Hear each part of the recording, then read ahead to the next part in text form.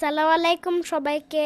আজকে আমার গুতুস বুড়ির 6 মান্থ হয়েছে, তাই আঙ্কেল একটা কেক এনেছে আর গুতুস বুড়ির দিদুন একটা কেক এনেছে।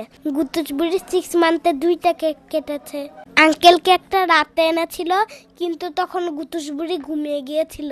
আর এখন সকাল হয়ে গিয়েছে, আর আমার দিদুন সকালে এত সুন্দর মেনু করেছে, তোমরা দেখো কত মজার, দেখে খেতে ইচ্ছা করছে। আমার দিদুন আমার জন্য অরেঞ্জ কালার পোলাও বানিয়েছে। আমরা সবাই মজা করে নাস্তা করেছি। আর গুতুস বুড়ির মা গুতুস বুড়ির জন্য কি সবজি সিদ্ধ নিয়েছে, আবার এগুলোকে ভর্তা বানাচ্ছে লবণ ছাড়া ফুলকপি সিদ্ধ। আমি এগুলো খাবাই না, কি পচা খাবাই। আজকে আমার দিদুন বুড়োর জন্য এত কিছু রান্না করেছে, কিন্তু বুড়ো কিছুই খেতে পারবে না। বুড়কে শুধু সবজি সিদ্ধ খেতে হবে, কারণ বুড়ো তো এখনো ছোট। দেখো আমার দিদুন কত সুন্দর মেনু করেছে।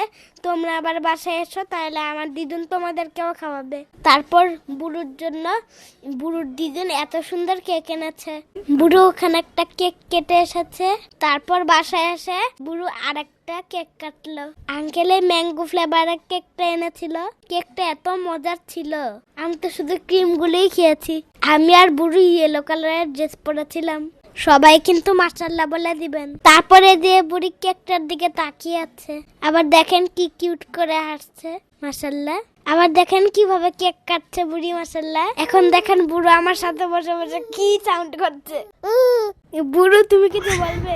বুড়ো তো আমার মাইক্রোফোনে চিল্লে বলছে। বুড়ো